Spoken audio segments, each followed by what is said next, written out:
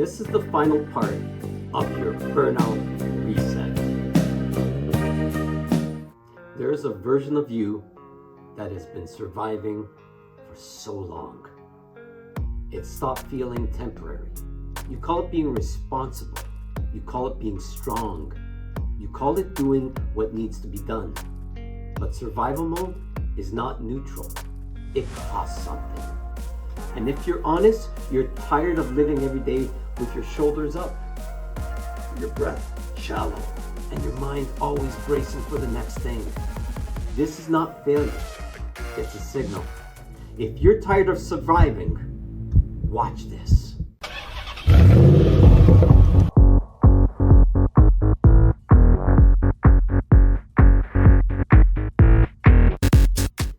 If you've stayed with this burnout series, it's not because you wanted motivation.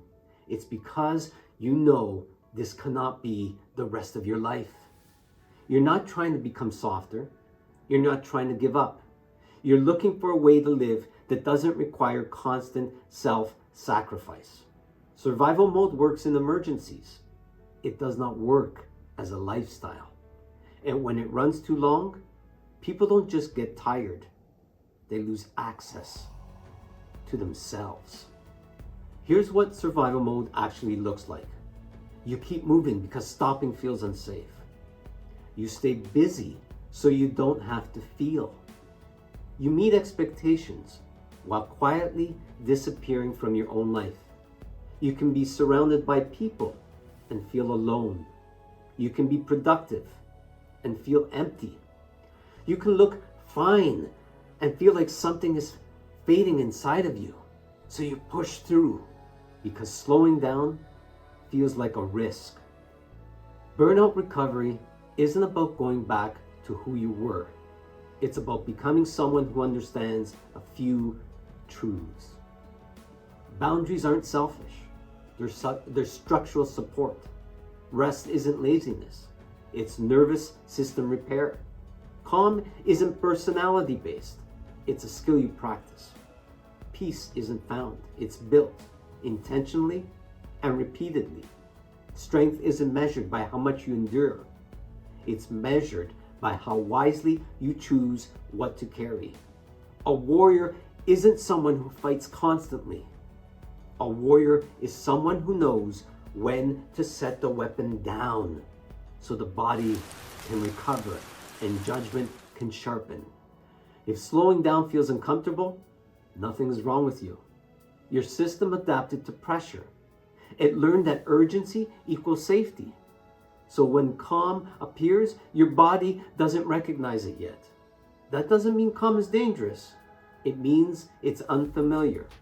And unfamiliar is where new lives begin. Here's your closing challenge for this series. Choose one sentence to live by this week. For example, rest is strategy.